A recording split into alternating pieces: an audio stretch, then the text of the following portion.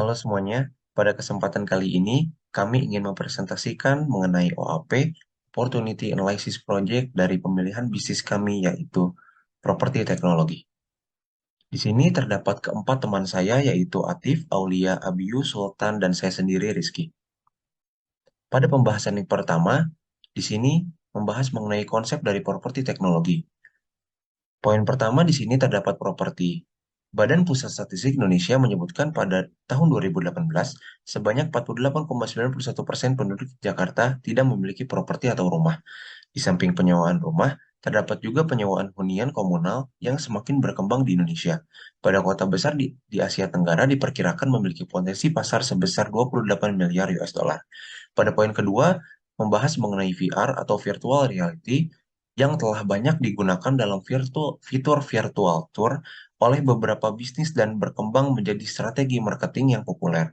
Ada lebih dari 5 juta kunjungan virtual tour setiap hari di seluruh dunia.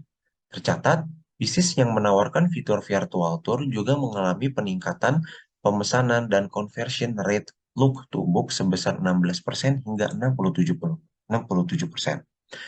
Melihat fakta-fakta tersebut, kami menemukan peluang untuk melibatkan teknologi virtual reality untuk menyelesaikan masalah jual atau beli atau sewa properti yang dalam hal ini adalah rumah dan hunian komunal. Pembahasan berikutnya yaitu membahas mengenai mengenali peluang pasar atau opportunity recognition market. Pembahasan yang pertama di sini adalah tren. Perkembangan teknologi sangat besar dampaknya untuk proses bisnis termasuk bisnis properti. Digitalisasi ini dilakukan selain karena tren pasar, juga muncul sebagai jawaban atas dua tantangan besar di industri ini, yakni efisiensi dan kompetensi atau quality service. Teknologi PropTech ini masih akan terus berkembang dengan AI, VR, AR, IoT, blockchain, 5G, dan lain sebagainya. Berdasarkan laporan pada tahun 2020 NMHC Kingsley Apartment Resident Preferences Report, 81% dari penyewa apartemen mengaplikasikan smartphone untuk mengakses ke portal residen mereka. Menurut laporan tren pasar properti Lamu di Indonesia, pada semester 1 2021, tingkat penjualan properti mengalami peningkatan secara tahunan sebesar 36,8% dibandingkan tahun sebelumnya meski terimbas oleh pandemi COVID-19. Data Bank Indonesia memperlihatkan bahwa pada tahun 2020, sektor properti telah berkontribusi sebesar 3,02% atau senilai 324,3 triliun pada perekonomian Indonesia. Dengan meningkatnya industri teknologi properti pada beberapa tahun ke belakang dan ada kemungkinan akan naik terus setiap tahunnya, pertumbuhan peluang dalam menggeluti bisnis properti ini akan menjadi potensi dan peluang yang sangat besar. Sekian dari saya.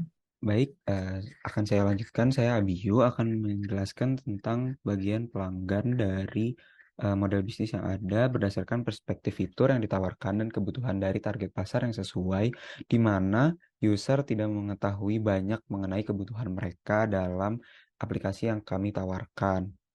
Di sini terdapat dua target pasar, yaitu pelajar atau mahasiswa dan pegawai kantor. Pelajar mahasiswa di sini digambarkan dengan memiliki kebutuhan dalam hunian komunal dan memiliki jarak yang jauh untuk menjangkaunya, sehingga mereka memiliki keterbatasan dalam jarak untuk melihat langsung hunian komunal yang ingin diraihnya. Di sini makanya kami menawarkan virtual reality dan kamera 360 dan juga pegawai kantor yang tidak memiliki waktu banyak dalam memilih hunian komunal tetapi memiliki banyak opsi dikarenakan pekerjaannya yang sangat mumpuni untuk mengakomodasi hunian komunal yang ada. Di sini makanya kami mengakomodir mengenai virtual reality dan kamera 360 untuk melihat gitu. Dan di sini kami terdapat tiga cara, yaitu how to reach customer, ada online advertising atau sosial media yang dimana generasi sekarang sudah mengenal teknologi menjadi ruang publik di dunia maya, kemudian juga komunitas masyarakat sehingga dapat memiliki nilai jual dalam hunian komunalnya, kemudian juga situs web yang tidak jauh berbeda dengan ruang publik sosial media yang ada di dunia maya.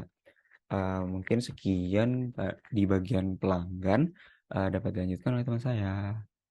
Berikut adalah analisis kompetitor. Yang pertama ada Mamikos dan juga Jendela 360 sebagai contoh dari PropTech startup yang telah menyediakan fitur virtual tour. Kemudian ada Kulkos, Rukita, Vlog, dan juga Kov sebagai contoh dari provider hunian komunal. Kemudian ada Airbnb, Pinhome, dan juga Travelio sebagai contoh provider dari hunian lainnya. Kemudian di sini ada tren penjualan dari beberapa kompetitor. Yang pertama, berdasarkan survei Matterport pada tahun 2020, sebanyak 82% dari pembeli properti setuju bahwa 3D virtual tour memberikan representasi yang lebih akurat daripada foto dua dimensi. Kemudian pada aplikasi Momikos terdapat kenaikan lebih dari 125% permintaan sewa kamar pada kuartal 1 2022. Kemudian pada Rukita terdapat 20% pertumbuhan okupansi bulanan di seluruh unit, dan juga di Travelio terdapat lebih dari 500% pertumbuhan bisnis per tahun 2019. Kemudian ada beberapa keunggulan kami dibandingkan kompetitor. Yang pertama, kami menawarkan hunian komunal dan juga rumah sekaligus, dan juga menawarkan fitur virtual visit. Di sini ada hambatan masuk pasar bagi kami. Yang pertama ada aspek loyalitas, karakteristik pasar ya properti yang cenderung loyal dengan bisnis yang sudah ada. Kemudian ada efek pengalaman dan juga skala ekonomi yang belum kami miliki. Di sisi lain, berikut adalah hambatan bagi pesaing, yaitu perlu investasi dalam penelitian dan juga pengembangan untuk menghasilkan produk yang unggul, yang dalam hal ini adalah virtual visit. Baik, saya Sultan Afif akan menjelaskan terkait merebut peluang dan implementasinya. Yang pertama, untuk mitra dan sekutu, dalam mencapai tujuan perusahaan, Livingo akan menjalin kerjasama dengan pemilik bangunan, properti, atau hunian komunal. Nah, properti dan bangunan sendiri merupakan salah satu sumber daya utama dalam menjalankan bisnis Livingo ini. Oleh karena itu, perusahaan membutuhkan pihak ketiga, yaitu pemilik bangunan atau properti atau hunian komunal untuk menyediakan properti mereka pada platform. Bentuk kemitraannya adalah perusahaan menghadirkan sistem dan platform, kemudian pemilik bangunan menyediakan propertinya pada platform Livingo. Pemilik bangunan dan hunian komunal juga harus memastikan agar propertinya termasuk dalam kriteria layak huni. Selanjutnya, untuk model bisnisnya sendiri, Livingo akan menerapkan C2C marketplace, yaitu customer to customer marketplace. Nah, bagaimana implementasi C2C marketplace? Implementasi dari C2C marketplace adalah marketplace menjadi pihak ketiga untuk memberikan fasilitas transaksi antara pembeli dan penjual. Nah, model bisnis ini bisa dibilang cukup nyaman bagi customer karena pelanggan, yaitu penjual dan pembeli, tidak harus bertemu secara langsung untuk bisa melakukan transaksi. Nah, kemudian dengan menerapkan model bisnis ini, keuntungan bisa didapat dari komisi yang diambil dari transaksi yang terbentuk pada platform. Baik, selanjutnya saya Muhammad Atif akan menjelaskan mengenai bagian resiko.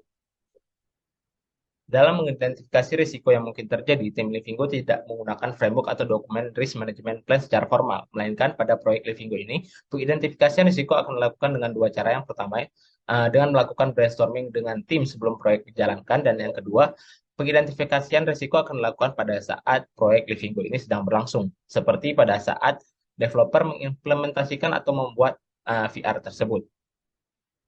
Selanjutnya, risiko yang mungkin muncul pada proyek ini terbagi menjadi dua. Yang pertama, risiko yang sudah dari awal proyek diperkirakan akan muncul, dan yang kedua, risiko yang akan ditemukan pada saat proses pengerjaan proyek sedang berlangsung. Kedua risiko ini akan dibahas bersama tim untuk menemukan solusi yang paling tepat berdasarkan pengalaman dari manajer dan masukan atau saran dari seluruh tim. Selanjutnya, penentuan prioritas risiko. Dalam menentukan prioritas risiko, kami menggunakan risk register, yang dimana risk register ini merupakan daftar risiko yang berguna untuk memantau proses manajemen risiko dalam proyek, dengan tujuan untuk mencatat rincian semua risiko yang telah diidentifikasi bersama dengan analisis, dan kemudian menentukan prioritas risiko itu sendiri dan rencana untuk bagaimana risiko tersebut akan diperlakukan. Selanjutnya, risiko yang dapat terjadi itu terbagi menjadi tiga. Yang pertama, terdapat error pada salah satu fitur VR, yang dimana risiko ini dapat terjadi karena pengecekan terhadap fitur tersebut yang kurang menyeluruh. Tindakan yang dapat diambil untuk mengatasi risiko ini adalah dengan melakukan perbaikan pada fitur tersebut, kemudian melakukan testing untuk mengecek fungsionalitas dari fitur tersebut. Dan yang kedua, itu tidak dapat memenuhi target pasar, yang dimana risiko ini dapat terjadi karena promosi yang dilakukan kurang menarik perhatian pelanggan. Dan tindakan yang dapat diambil untuk mengatasi risiko ini adalah dengan mencari tahu akar permasalahan tersebut dan kemudian melakukan inovasi baru dalam hal promosi agar menarik perhatian pelanggan.